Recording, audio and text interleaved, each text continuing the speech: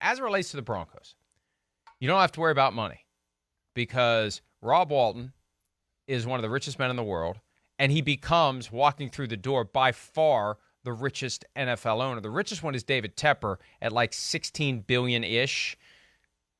Rob Walton's up near $70 billion. I didn't know that.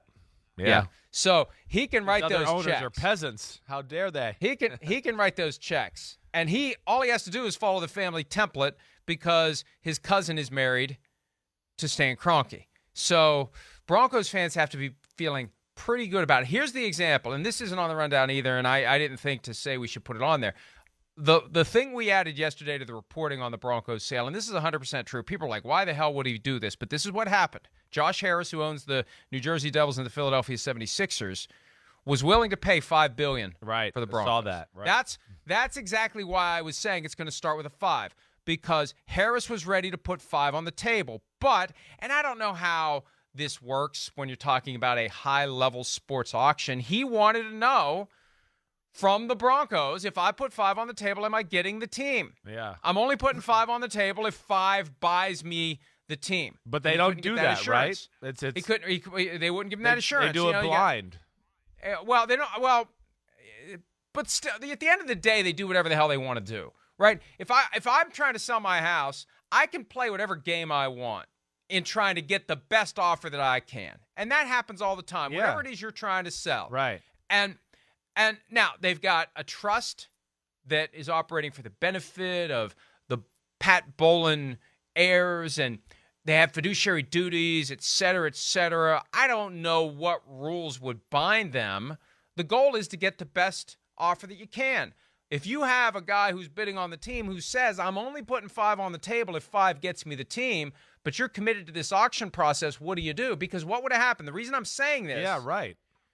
Josh Harris knew if he put 5 on the table, Rob Walton was going to put 5-1.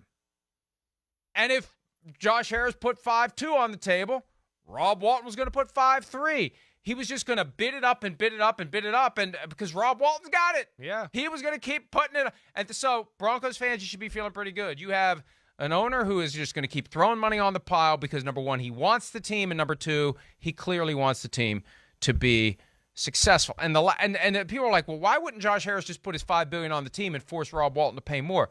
Because Josh Harris still has his eye on buying a team.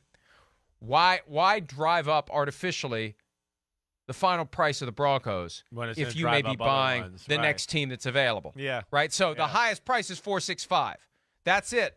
When it's time to buy another team, maybe you do get it for 5. If you put 5 on the table now and the Broncos got for 5-1, you're paying more than 5-1.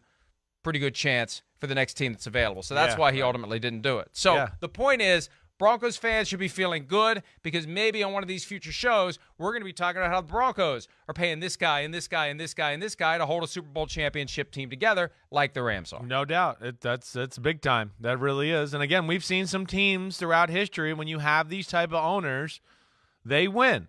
You know, you can go to the Cowboys of the 90s. That would fit the mold. Jerry wasn't afraid to cut checks and had big-time money. You can go to the 49ers of the 80s and DeBartolo. There was no salary cap then. The 49ers were paying their team more than the other players. It was like baseball. And he had the cold, hard cash to make everybody happy and do it that way. So we've seen teams that have played it that way or had that type of owner. And, of course, we're seeing one right now with the Rams that, yes, money does count. It definitely does, especially cash on hand, because we've discussed whether it's the Raiders with Khalil Mack or me back in the day with the Broncos, sometimes teams don't have the cash right there on hand to pay the player right away or give him the start of his contract. And that plays a part in, oh, wait, I'm a player. I don't want to sign with you since you can't write me the check right now. And that affects the way the team's built, for sure. Or your dad with the Cleveland Browns. Odell Browns. Right, exactly right. Going there, and then, oh, wait, they looked through their books, and they went, oh, crap, we're broke. Call the moving vans. We got to go to Baltimore soon.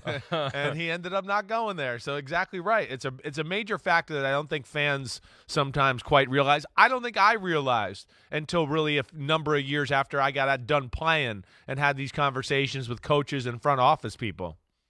We just assume that all the NFL owners are so ridiculously rich they can do whatever they want. Not all are so cash rich, liquid, Exactly. that they can say, here's this giant pile of money any day of the year. You know, the Buccaneers still don't give out significant signing bonuses with offseason cash flow. They wait till the money comes in from the league office, from TV and ticket revenue. Right. Yes. They don't. Either they choose to or they can't in the offseason dig deep for big millions of dollars for signing bonuses. No doubt, Mike. It's funny you're bringing this up, and I had kind of forgotten about this. But yeah, if I no, you know what? This was Tennessee. I'm wrong about this. The Tennessee Titans did something like that a little bit, to your point, where I believe, and I might be off on a few details here, but I'm on the right path here, where during the season I got like 66 or 75% of my contract, right, and got the money. And then at some point in the offseason, when the cash came in from the league and all the revenue like you're talking about, then you got the other 25 or 33% of your money in a lump sum check there. So that, again, explains your point and certainly a real thing in the NFL. You said something there that I think if we worked on a little bit, fashioned the language just a touch to make it resonate, it would be good for your tombstone. Yeah. I may be off on a few details, but I'm on the right path. Although by the time we put it on your tombstone, you're already at the destination.